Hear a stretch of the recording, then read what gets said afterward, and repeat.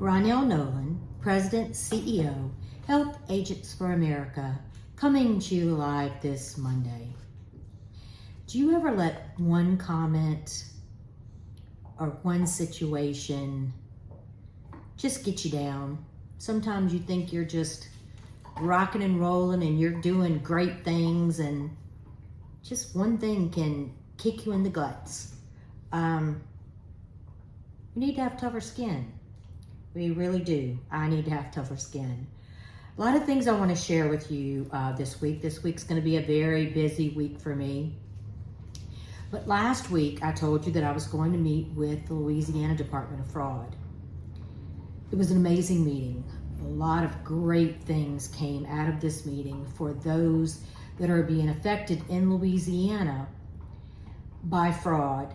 Our clients, the consumers in Louisiana that have had a rogue agent switch their plan without their consent. Out of this meeting, we came up with an idea that in order for the fraud departments of Louisiana to begin with and other states, we needed an affidavit. We needed an affidavit signed by the client, the consumer, stating what happened, but something very easy that they could check boxes that wouldn't be very complex.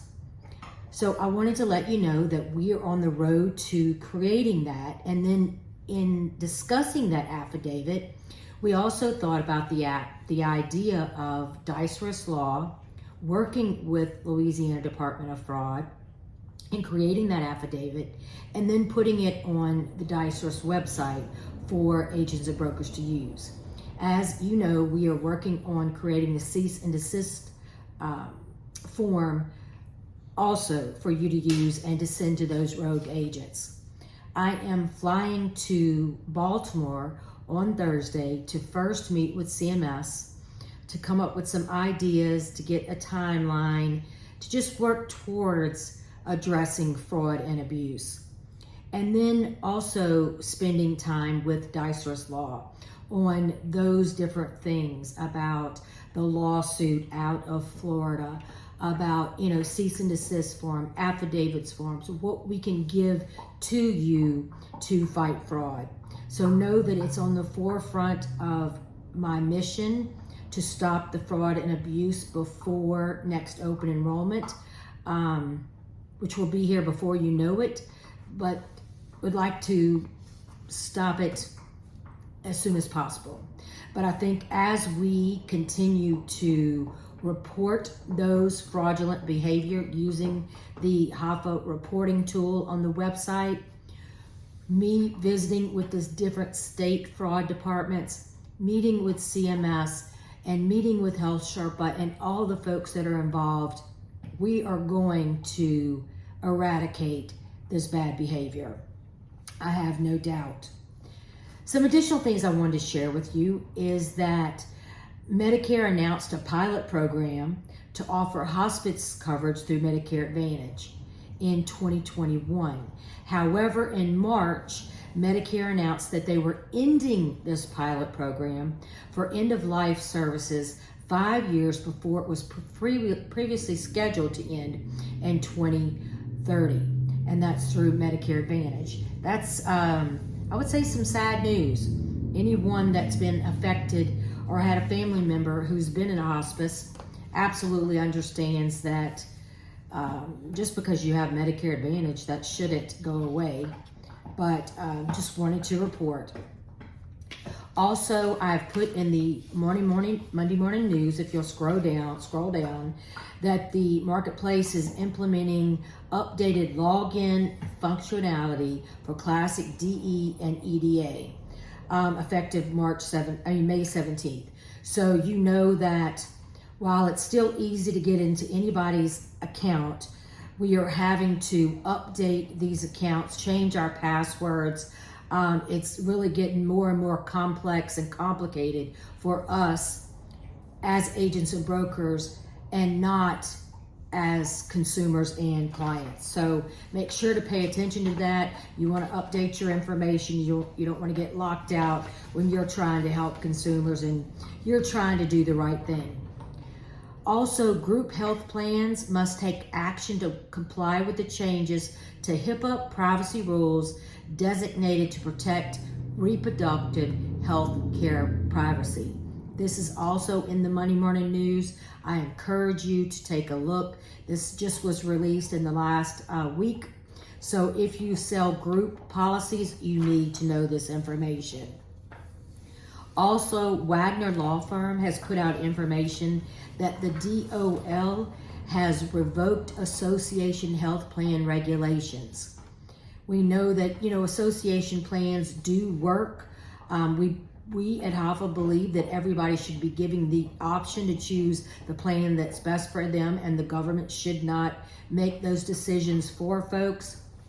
That doesn't mean that anybody listens to HAFA on every level, but I wanted you to know if that's an area you work in, you absolutely need to know about that.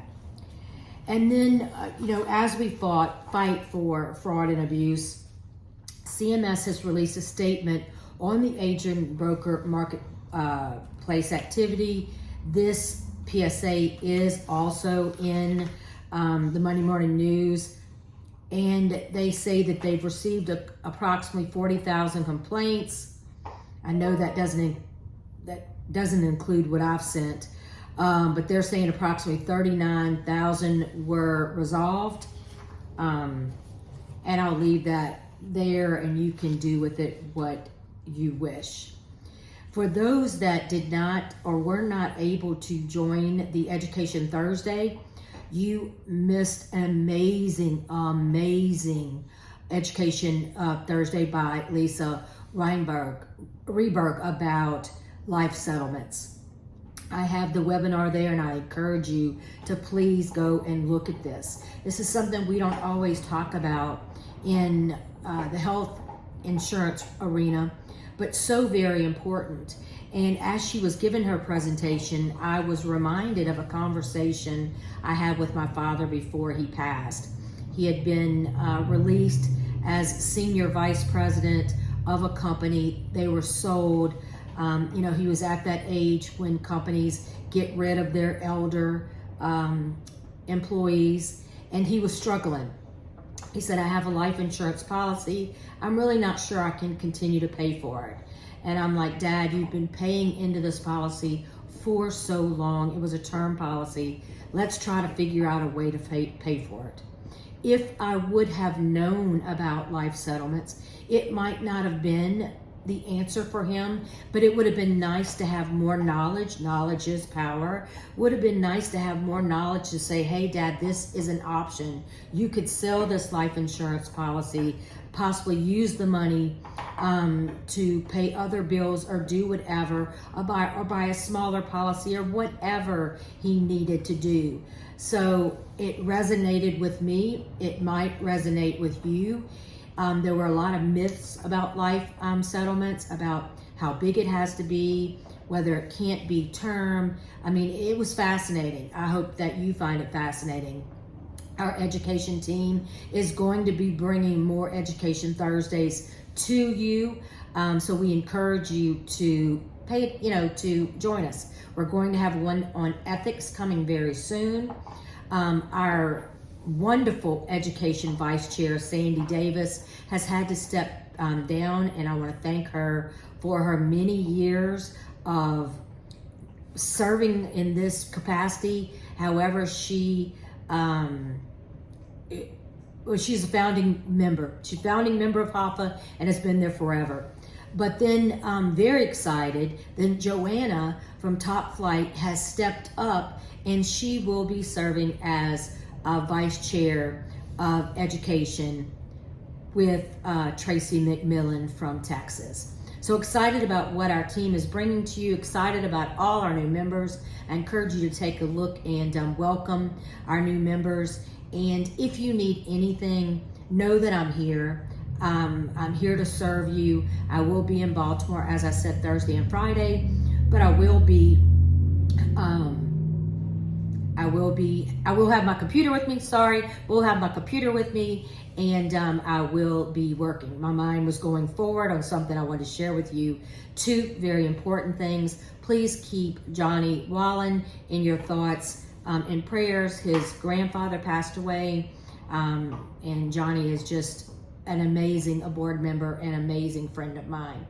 And then please keep Michael Keegan in your thoughts. You know, he's been a part of HAFA since the inception, was a member of NAHU back in the day, not a member of NAHU, was a staff of NAHU way back in the day, and he is going to get married this weekend.